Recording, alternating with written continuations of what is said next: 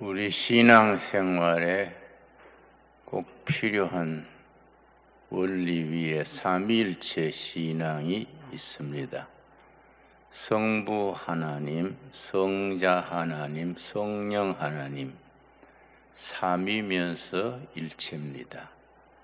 사람의 언어로 표현을 하다 보니까 그렇게 삼위일체 궁여지책으로 그렇게 설명을 하게 됩니다. 그걸 이해하지 못하는 분들이 많습니다. 예를 들어서 이슬람교 교조인 마호메트는 삼위일체 교리에 대해서 혹평하기를 괴물이다. 몸 하나에 머리 셋 달린 괴물이다. 그렇게 혹평을 했습니다. 그는 성경 전체 속에서 하나님이 계시는 방식, 그 하나님의 존재 방식 그렇게 부릅니다.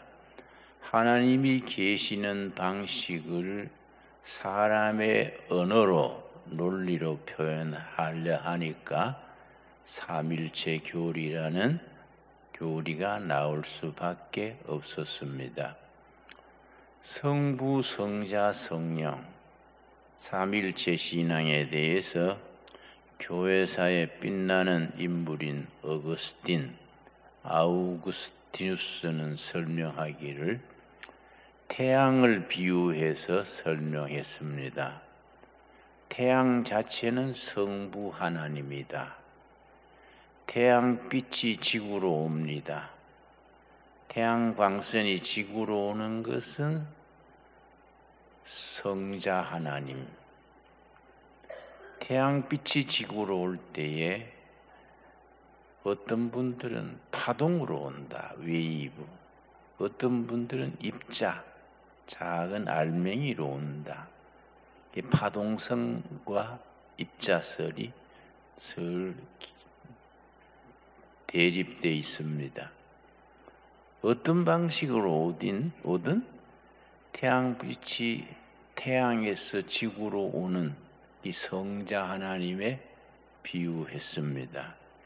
그런데 태양빛이 지구에 와서 봄에 싹이 트게 하고 따뜻하게 하고 얼음을 녹게 하고 태양광선의 역할이 성령 하나님이다. 그렇게 비유로 설명을 했습니다. 그 삼위일체 신앙에 두 번째가 있습니다. 물론 차원이 다르지요. 가정과 교회와 일터 혹은 산업이 삼위일체가 됐을 때에 바람직한 신앙입니다. 학생으로 말하면 가정과 교회와 학교가 삼위일체로 연결이 돼 있어서 성경적 기초 위에서 탄탄해질 때에 거기에 바른 인재들이 자라게 됩니다.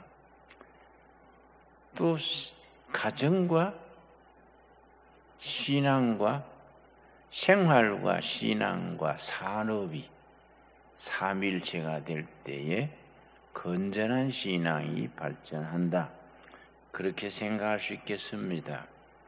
우리 신앙에는 세 가지 원칙이 있습니다. 세 가지가 합쳐져서 삼위일체가 됩니다. 첫째는 확고한 신앙입니다. 신앙 고백입니다. 하늘이 무너지고 땅이 꺼져도 나는 이거 붙들고 하나님 앞으로 간다. 목숨까지 바칠 수 있는 신앙 고백입니다. 크리스찬들이 힘이 있는 것은 성령 받은 사람들이 받지 못한 사람과 다른 것은 성령의 역사 안에 그런 확고한 신앙 고백, 자기 체험이 있기 때문에 유혹이나 시련이나 그런데 흔들리지 않습니다. 그래서 첫 번째 확고한 신앙 고백, 두 번째가 건강한 건전한 생활입니다. 경건한 생활. 경건. 우리 신앙 용어 중에 경건이란 말의 의미가 뭐이냐? 예수님의 인격을 닮아가는 것을 경건이라 그럽니다. 경건한 생활, 확고한 신앙, 경건한 생활. 하나가 더 있습니다. 창조적인 산업입니다. 창조적인 산업. 그래서 신앙 고백과 경건한 생활과 창조적인 산업 혹은 직업, 일터가 하나가 될 때에 삼위일체 신앙이 됩니다. 선진국이었던 프랑스가 종교개혁이 일어나자 1517년에 마르틴 루터의 종교개혁 깃발이 올랐는데 그 뒤에 한 60년 정도 지난 뒤에 1572년에 프랑스의 개신교도들이 유구노입니다. 유구노. 종교개혁 때 나라마다 개신교 신도들의 이름이 달랐습니다. 독일 개신교 신도들은 루터란, 스위스는 칼비니스트, 영국은 퓨리탄, 스코틀랜드 또 네덜란드는 프레스비테리안 장로교, 프랑스 개신교도는 유구노입니다. 유구노. 프랑스 유구노가 인구의 30%가 됐습니다. 그래서 캐톨릭 국가를 위협을 하니까 개신교가 프랑스 천주교 지도자들, 왕실이 아주 악수를 떴습니다. 안 되겠다. 그냥 두면 이거는 개신교가 나라를 완전히 주도하겠다. 개신교를 박멸하자. 그래서 지금 공산주의 국가들이 기독교 말살하듯이 그 왕실과 캐톨릭 지도자들이 1572년 8월 22일입니다. 아주 유명한 날입니다. 1572년 8월 22일에 캐톨릭 달력은 성바돌로메 축제일, 그날을 성바돌로메일 축제일의 학살 그럽니다. 사기를 쳤습니다. 개신교를 공인하겠다. 개신교를 자유롭게 믿도록 발표하겠다. 파리 광장에 모이라. 그래서 개신교 신도들이 축제를 벌이려고 막 모여들었습니다. 우리 여의도 광장 같은데 신앙을 자유화해 준다니까 모두 모였습니다. 그런데 군대가 뺑 돌아서서 한 명 한 명 다 칼로 찔러 죽였습니다. 그날 현장에서 죽은 사람만 7,000명입니다. 그 뒤에부터 프랑스 전국에 유구노 개신교도들 학살 운동이 일어났는데 한 7만 명이 죽었습니다. 그런데 문제는 뭐냐? 개신교도들의 생각이 항상 앞서 있는 겁니다. 그 시대의 하이테크 나라지, 고등기술, 개혁정신, 그런 가진 사람들이 개신교 신자랬습니다. 그 사람들을 학살하니까 그날 안 죽고 살아남은 사람들이 외국으로 피하는 거지요. 영국이 참 잘했습니다. 영국의 지도자가 어떻게 했냐면은 우리 영국이 후진국을 벗어나려면 어떻게 해야 되느냐? 프랑스 유구노들의 그 기술, 그 사람들의 개척 정신, 그걸 우리가 받아들여야 되겠다. 그래서 찰스 2세라는 임금이 이민법을 만들었습니다. 프랑스에서 이민 오는 유구노, 개신교도들이 자유롭게 올 수 있도록, 그래가지고 공무원을 해안에 배치해가지고 프랑스에서 박해를 피해서 쪽배를 타고 영국 해안으로 들어오는 유군호들을 영접해서 주택을 마련해주고 생활보장을 해주고 당신은 무슨 기술을 있습니까? 기술이 있으면 지원금을 주고 정착을 시켰습니다. 그게 아주 대박을 친 겁니다. 프랑스에서 영국으로 도망온 유군호 중에서 방직 기계를 만들었습니다. 그제는 우리처럼 물레로 실을 짰습니다. 옷감을 짰습니다. 여러분 어릴 때 물레 보신 분들 있지요? 손틀 물레를 짜서 가지고 실을 짜니까 그 뭐 생산이 얼마 되겠습니까? 그런데 프랑스에서 피난 온 유군호 한 사람이 아니다. 이게 앞으로 크게 발전하려면 기계화해야 된다. 방직 기계를 만들었습니다. 기도하면서 같이 인원해서 만들었습니다. 그러니까 기계화가 되니까 세계의 옷감 시장을 영국이 잡은 거예요. 대량 생산하고 후진국에서 목화길러 가져와 가지고 옷감을 값싸게 대량 생산하니까 그걸 수출을 해가지고 돈을 모아서 다시 투자한 거지요. 산업혁명이 그래서 시작됐다는 겁니다. 그때 제일 중요한 게 뭐냐? 무기, 즉 대포입니다. 대포. 그때는 철제 대포가 없었습니다. 구리 대포밖에 없었습니다. 브론즈, 구리. 구리 대포는 비싸고 성능이 안 좋았어요. 근데 각 국가들이 어떻게 쇠로 대포를 만들 수 있을까? 요새 각 나라 미사일 연구하듯이 그때는 연구 과제가 철제 대포를 했습니다.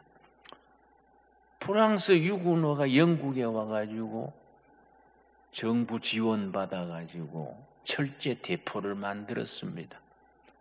철제 대포 합금하는 걸 연구해내니까 생산비가 3분의 1로 떨어지고 원료도 많고 성능도 좋으니까 그걸 영국 상선들이 전부 그걸 값싸게 배에다가 그걸 설치해가지고 제해권을 장악했습니다. 해외에다 그걸 팔아가지고 돈을 모았습니다. 그래서 산업혁명이 일어난 거이지요. 또 프랑스에서 온 유군호 중에 한 사람이蒸기기관, 맨 처음 엔징, 세계 최초로 엔징을 만든 겁니다. 그래서 말이 끌던 차를 엔징으로 바꾸는 혁명이 일어났습니다. 근데 독일이 보니까요, 이상하다 이거예요. 옛날 자기보다 뒤지던 영국이 왜 저리 발전하냐? 조사단을 뽑아가지고 2달간 보냈어요. 영국이 왜 이러는지 조사해봐라. 2달간 조사하고 와서 보고를 하기를 개신교 신자들 때문입니다. 프랑스에서 피난 온 유군호 개신교 신자들이 정부의 지원을 받아가지고 방직기계 만들고 대포를 철제 대포로 만들고 그러고 엔진을 만들어가지고 저렇게 발전했습니다. 독일 사람들이 뭔 생각했냐? 그래, 그러면 프랑스에서 영국 쪽으로 안 가고 프랑스와 독일이 국경이 붙어 있으니까 독일 쪽으로 사람들이 오도록 우리가 좀 이끌어주자. 그래서 베를린 교회에 프랑스 개신교 피난민 초원을 세워놓고 사람들을 불렀어요. 여기 오면은 지원해주고 생활비 주고 마음대로 연구하게 한다. 그래서 프랑스 유군호들이 독일로 피난을 왔는데 많을 때는 7만 명 모였어요. 베를린 교회에. 근데 이제 개신교 신자들, 프랑스 신자들 중에 스위스의 칼빈이 스위스 제네바 시를 성경적인 도시를 만들어 보자. 이 성시화 운동이에요. 제네바 성시화 운동. 그걸 칼빈이 지도자가 돼서 하니까 프랑스 유고노들이 스위스로 간 거예요. 칼빈 만나보고, 칼빈이 프랑스 출신이니까 대화가 잘 되지요. 당신들이 신앙의 자유를 찾아서 스위스에 왔는데, 스위스도 아직 가난한데 당신들 우리가 열심히 도와보겠습니다. 당신들이 할 수 있는 게 뭡니까? 그랬더니 피란민들이 우리는 프랑스에서 시계를 만들다 왔습니다. 뭐 망치 가지고 뚝딱뚝딱 쳐서 만드는 거죠. 그때니까. 그래? 그럼 칼빈이 내가 꼴짝이 하나를 떼줄 테니까 그가 움박치고 살면서 시계를 만들어 보십시오.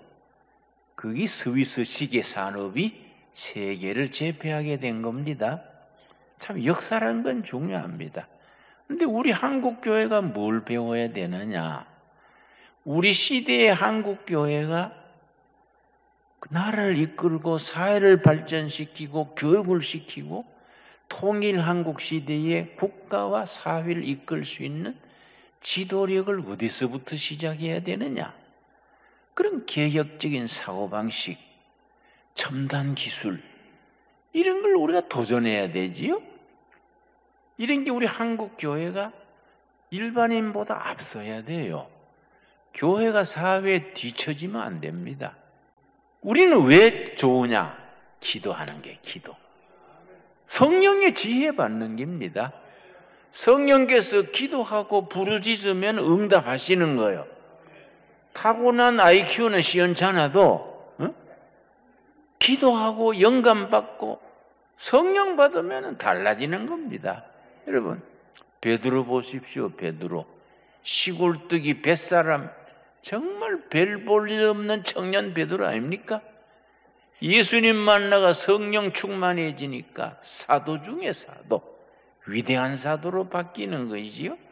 이사야 60장 1절 일어나라 빛을 발하라 이는 너 빛이 이르렀고 여호와의 영광이 너 위에 임하였음이니라.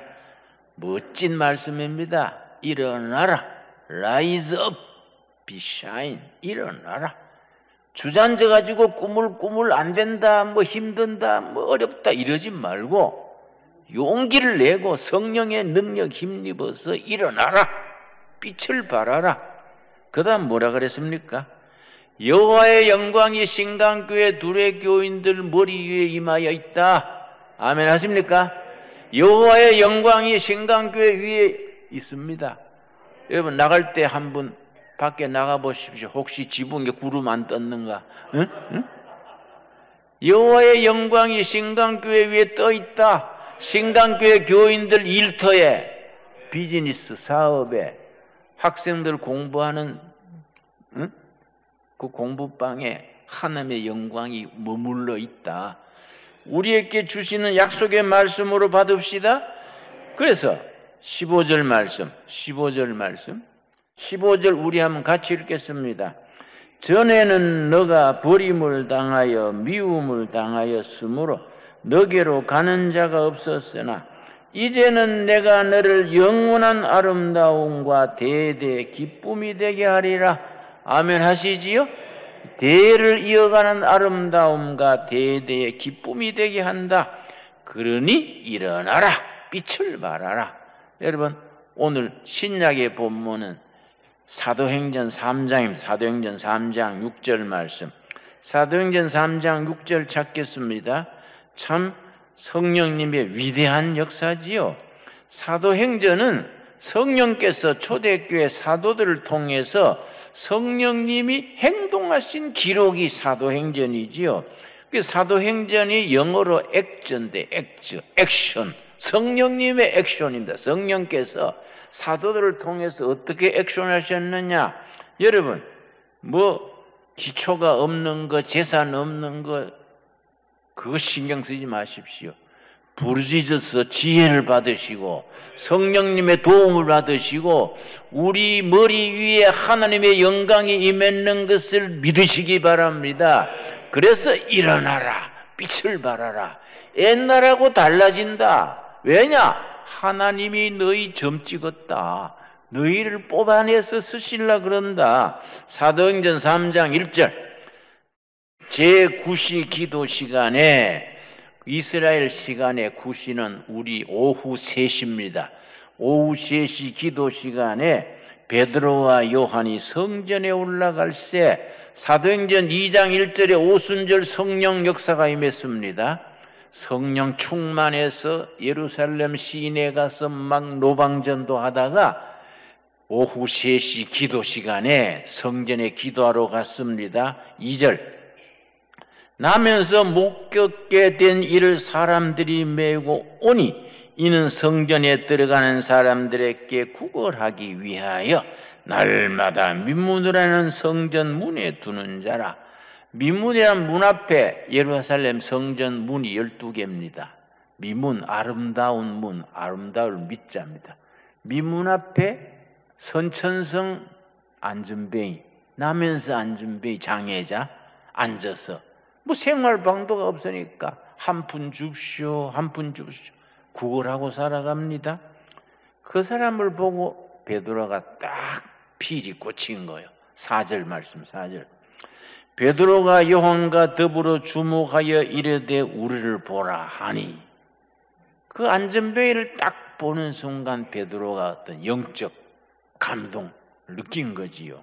5절 그가 그들에게 무엇을 얻을까 하여 바라보고 늘 그 안전뱅이가 돈 한 푼 줄려나, 10,000원짜리 뭐 하나 주거나 5,000원 주거나 한 푼 줄란가 해서 쳐다봤는데 베드로가 뭘 줬습니까? 6절입니다. 6절 오늘 우리 신강 둘의 가족들, 우리 둘의 가족들은 사도행전 3장 6절 이 말씀을 우리에게 주시는 말씀으로 받아야 됩니다. 6절 베드로가 이르되, 그 안전뱅이에게 이르되 은과 금은 내게 없거니와. 맞지요? 교회가 뭐 돈 나눠주는 은행이 아닙니다. 교회가 은으로 금으로 세상적인 방법이 아니지요. 교회는 정당도 아니고 은행도 아닙니다.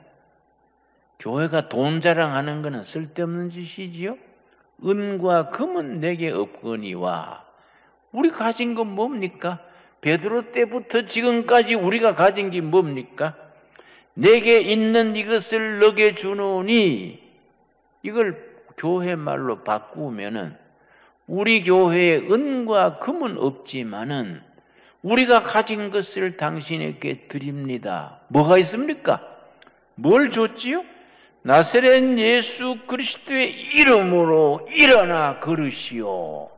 나사렛 예수 그리스도의 이름, 교회가 가진 이름, 우리의 자랑스럽고 유일한 재산, 나사렛 예수 그리스도의 이름, 그 위대한 이름, 존귀하신 이름, 생명이고 진리 되신 이름, 그 이름으로 일어나 걸으시오 하니까 그 사람이 뛰어서서 걸으며 하나님을 찬양했다 그랬습니다. 8절에 7절 말씀 뭐라 그랬습니까? 오른손을 잡아 일으키니 발과 발목이 곧 힘을 얻고 뛰어서서 걸으며 하나님을 찬송했다 했습니다. 여러분, 오늘 우리에게 주시는 살아있는 약속의 말씀으로 받을 수 있기 바랍니다. 여러분, 이사야서 60장 1절에 뭐라 그랬습니까? 일어나라, 빛을 발하라, 여호와의 영광이 너 위에 머물러 있다. 사도행전 3장 6절에 베드로가 안전뱅이에게 뭐라 그랬습니까? 은과 금은 우리에게 없지만은 우리가 가진 것, 나사렛 예수 그리스도의 이름으로 일어나 걸으시오 하고 오른손을 잡아 일으키니 발목에 힘을 얻고 뛰어서서 걸으며 하나님을 찬양했다 그렇습니다. 지금 성령께서 우리에게 명하십니다. 일어나 걸으시오. 일어나 빛을 발하시오. 나사렛 예수 그리스도의 이름으로 심령이 힘을 얻고 뛰어서서 걸으며 하나님을 찬양하라고 성령께서 오늘 우리 둘의 성도들, 신광두레교회 성도들 가슴 가정에 명하십니다. 여러분, 이 말씀에 순종합시다. 우리가 가진 거, 세상적인 거, 은과 금이 아니지요. 우리가 은과 금은 우리한테 없지만은 우리 교회가 가진 거, 나사렛 예수 그리스도의 이름으로 일어나 걸으시오 하니까 심령이 힘을 얻고 뛰어서서 걸으며 하나님을 찬양하는 복음의 역사, 새로운 역사, 하나님의 능력을 발휘하는 살아있는 제단으로 쓰임받을 수 있게 되기 바랍니다.